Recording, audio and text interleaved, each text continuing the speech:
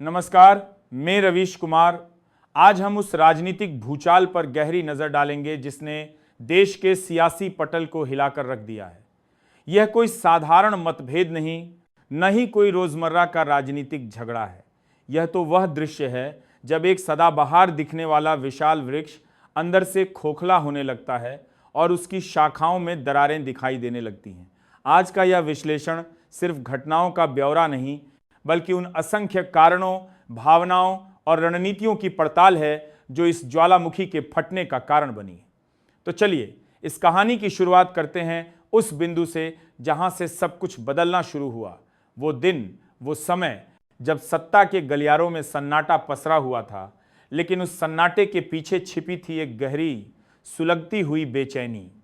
यह वह दौर था जब फुसफुसाहटें अफवाहों का रूप ले रही थीं, जब चेहरों पर थोपी गई मुस्कानों के पीछे गहरा तनाव छिपा था और जब हर छोटी सी बैठक, हर हाथ मिलाने के तरीके, हर नज़र मिलाने के अंदाजे को एक नई व्याख्या दी जा रही थी।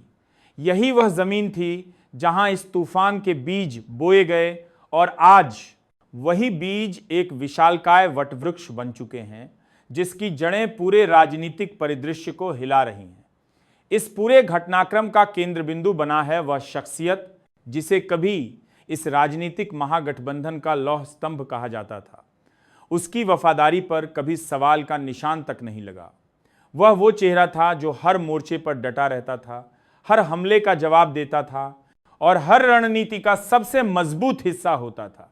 लेकिन आज वही चेहरा सबसे बड़ा सवाल बन गया है। उसकी आवाज में अब वो पुराना जोश नहीं, बल्कि एक गुस्से की गूंज है।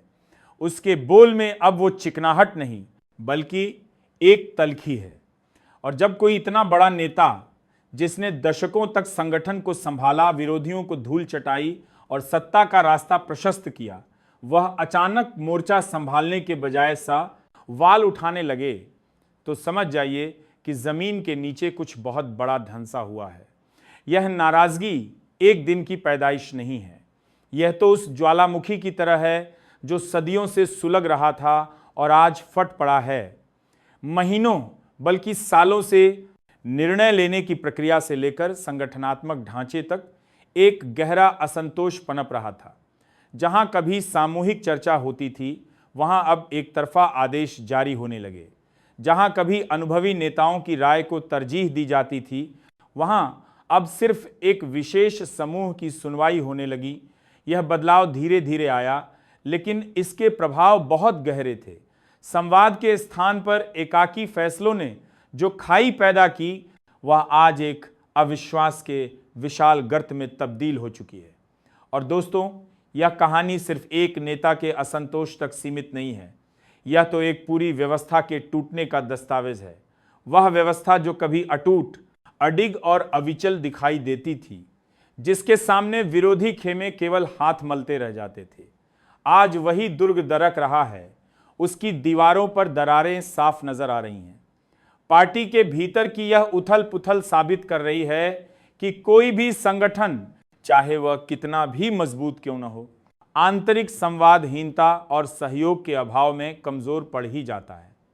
इस टूटन का सबसे चिंताजनक पहलू वह दृश्य है जो शीर्ष स्तरीय बैठकों में देखने को मिल रहा है। जहां कभी सहमति और सामंजस्य का वातावरण होता था, आज वहां आरोप प्रत्यारोप की गूंज सुनाई दे रही है। ऊंची आवाजें, गुस्से से भरी निगाहें और बातचीत के बजाय एक दूसरे पर लगाए जा रहे आरोप। सबसे हैरान करने वाली बात यह है कि पार्टी के दो सबसे बड़े चेहरे महीनों से एक दूसरे से सीधे तौर पर बात तक नहीं कर रहे हैं। यह मौन युद्ध, यह संवादहीनता किसी भी संगठन के लिए एक जहर के समान है, और जब यह जहर फैलता है तो पूरे शरीर को लकवा मार जाता है। इसका असर अब जनता के सामने भी साचती है, आफ दिखाई देने लगा है।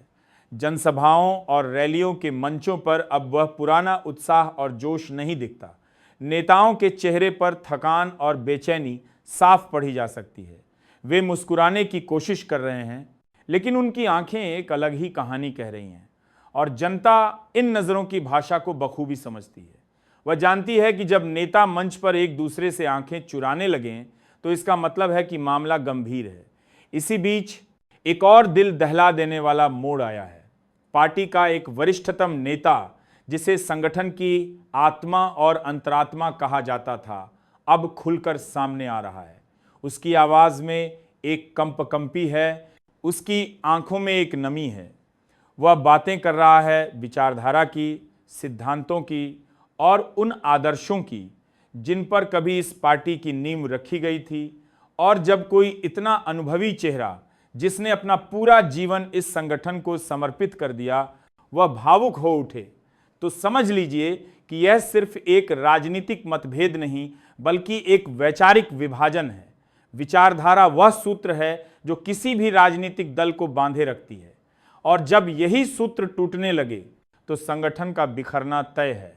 दिलचस्प बात यह है कि जहां सत्ता पक्ष इस आंतरिक संघर्ष में उलझा हुआ है, वहीं विपक्ष के शिविर में एक नई ऊर्जा, एक नया आत्मविश्वास दिखाई दे रहा है। वे नेता जो लगातार हार का स्वाद चख रहे थे, अब अपने कदमों में एक नई जान महसूस कर रहे हैं। उनके चेहरे पर एक विशेष प्रकार की चमक है, जैसे उन्हें कोई नया अवसर दिखाई दे रहा हो। वे अब केवल प्रतिक्रियाशील नहीं रह गए हैं, बल्कि सक्रिय रणनीति बना रहे हैं। उनकी इस नई ऊर्जा का कारण स्पष्ट है। जब शत्रु स्वयं ही अपने घावों को उघाड़ रहा हो, तो आपको बस इंतजार करने और सही समय का फायदा उठाने की जरूरत है, और विपक्ष ठीक यही कर रहा है। लेकिन इस पूरे नाटक का सबसे नाटकीय मोड़ तब आया जब पार्टी के उस रणनीतिकार की तस्वीर सामने आई जिसे कभी संगठन का दिमाग कहा जाता था। वही शख्स जो कभी हर राजनीतिक चाल को अंजाम देता था, आज खुद उस चाल के जाल में फंसता नजर आ रहा है। उसके चेहरे पर अब वह चतुराई भरी मुस्कान नहीं, बल्कि एक सहमी हुई बेचैनी है। वह इधर उधर देख रहा है, मानो उसे एहसास हो गया हो कि जमीन खिसक रही है, और सचमुच जमीन खिसक रही है। यह सिर्फ एक या दो नेताओं का विद्रोह नहीं है, बल्कि उस पूरी प्रणाली का पतन है जिसे उसने स्वयं खड़ा किया था। अब सवाल यह उठता है कि क्या यह बगावत सिर्फ शीर्ष के कुछ चेहरों तक सीमित रहेगी? जवाब है शायद नहीं, क्योंकि अब वे छोटे नेता जो अब तक डर या आदर के मारे चुप बैठे थे, अब आवाज उठाने लगे हैं। वे सोशल मीडिया पर अपनी बात रख रहे हैं, स्थानीय मीडिया को इंटरव्यू दे रहे हैं और अपनी नाराजगी जाहिर कर रहे हैं। राजनीति में यही सबसे बड़ा खतरा होता है। जब ऊपर के लोग लड़ते हैं तो नीचे के लोगों को भी अपनी शक्ति का एहसास होने लगता है और पूरा ढांचा डगमगा जाता है। इस बीच शीर्ष नेतृत्व लगातार आपातकालीन बैठकें कर रहा है। वे समझौते के रास्ते तलाश रहे हैं, नाराज नेताओं को मनाने की कोशिश कर रहे हैं। लेकिन सवाल यह है कि क्या इतनी गहरी और पुरानी नाराजगी सिर्फ कुछ बैठकों और वादों से दूर हो सकती है? जब विश्वास का स्तंभ ही टूट गया हो, तो उसे फिर से खड़ा करना लोहे के चने चबवाने के समान है। यह नाराजगी तो सालों से जमा हो रही थी, और आज ये एक विस्फोटक के रूप में बाहर आई है। हमारी राजनीति की सबसे बड़ी त्रासदी यही है कि यहाँ संवाद की जगह आदेशों ने ले ली है, और जब आदेशों में भी न्याय और सम्मान का अभाव हो तो विद्रोह स्वाभाविक है। अब जरा कल्पना कीजिए उस स्थिति की जब वैचारिक धड़े नाराज हों, जब अनुभवी नेता खुलकर बोल रहे हों, जब पुराने सहयोगी दल दूरी बना रहे हों, जब जनता सोशल मीडिया आप पर सवाल उठा रही हो, और जब कार्यकर्ता जमीनी स्तर पर अपनी नाराजगी जाहिर कर रहे हों, तो क्या यह सब मामूली बात लगती है? बिल्कुल नहीं। यह तो एक बड़े बदलाव की भूमिका है, एक ऐसा बदलाव जो देश की राजनीति के पूरे समीकरण को बदल सकता है। आपको जानकर आश्चर्य होगा कि इस आंतरिक कलह का असर अब जनाधार पर भी पड़ने लगा है। कई जिलों में रैलियों और सभाओं में भीड़ पहले जैसी नहीं रही, और राजनीति में भीड़ का कम होना कोई मामूली संकेत नहीं है। यह एक सीधी चेतावनी है कि जनता का भरोसा डगमगा रहा है, और जनता का भरोसा ही तो वह आधार है जिस पर सत्ता का महल टिका होता है। जब यह आधार हिलता है तो महल के गिरने का खतरा मंडराने लगता है। इसका प्रभाव अर्थव्यवस्था पर भी दिखाई देने लगा है। शेयर बाजार में उतार चढ़ाव, निवेशकों की बढ़ती चिंता और उद्योग जगत की ओर से सरकार से स्पष्टीकरण की मांग, यह सब दर्शाता है कि यह सियासी हलचल अब सिर्फ राजनीति तक सीमित नहीं रह गई है। यह देश की आर्थिक स्थिरता को भी प्रभावित कर रही है। एक अनिश्चित की स्थिति बाजारों को कभी पसंद नहीं आती और यह अनिश्चितता आज अपने चरम पर है। लेकिन दोस्तों, इस पूरे सस्पेंस थ्रिलर का सबसे बड़ा ट्विस्ट अभी बाकी है। हमारे विश्वसनीय सूत्र ये जानकारी दे रहे हैं कि नाराज नेताओं का समूह अब अपना अगला चाल चलने की तैयारी कर चुका है और यह कोई साधारण चाल नहीं होगी। यह वह कदम होगा जो शायद इस पार्टी के इतिहास का सबसे बड़ा राजनीतिक भूचाल ला सकता है। राजनीति में दूसरा झटका हमेशा पहले से कहीं अधिक घातक होता है, क्योंकि यह पहले झटके से बचे हुए ढांचे को भी ध्वस्त कर देता है।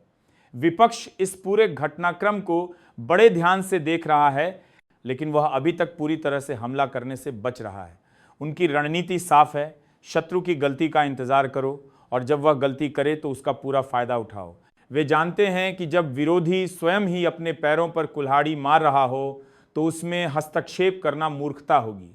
वे बस इंतजार कर रहे हैं कि यह आग और फैले ताकि वे उसकी राख से अपना नया राज्य बना सकें। इस बीच आम जनता के मन में एक सवाल गूंज रहा है, एक बहुत ही मौलिक और वजनदार सवाल। वह सवाल यह है कि अगर एक पार्टी अपने ही नेताओं और कार्यकर्ताओं को संभालने में असमर्थ है तो वह पूरे देश की बागडोर कैसे संभालेगी? यह सवाल किसी भी सरकार या दल के लिए सबसे बड़ी चुनौती होती है, क्योंकि शासन करने का अधिकार केवल चुनाव जीतने से नहीं बल्कि जनता का विश्वास अर्जित करने से मिलता है। और जब यह विश्वास डगमगाता है तो सत्ता का आधार भी कमजोर हो जाता है। और इसी सवाल के साथ देश की राजनीति अब एक ऐसे मोड़ पर पहुंच चुकी है जहां से वापसी का कोई रास्ता नहीं बचा। यह सिर्फ कुछ नेताओं के आपसी झगड़े की कहानी नहीं रह गई है, यह अब एक पूरी राजनीतिक दिशा के बदलाव का प्रतीक बन चुका है। आज हर चौराहे, हर घर, हर दफ्तर में सिर्फ एक ही चर्चा है, आगे क्या, कौन टिकेगा, कौन गिरेगा, कौन उठेगा और कौन बिखरेगा। जब यह आग पार्टी के निचले स्तर तक पहुंच गई है, जब कार्यकर्ता भी सवाल उठाने लगे हैं, तो यह कहना गलत नहीं होगा कि यह कोई सामान्य तूफान नहीं बल्कि इतिहास का एक निर्णायक मोड़ है। एक ऐसा मोड़ जो आने वाले दशकों तक देश की राजनीति की दिशा तय करेगा। दोस्तों, अंत में मैं आपसे सिर्फ इतना कहूँगा कि राजनीति की दुनिया में कुछ भी स्थायी नहीं होता।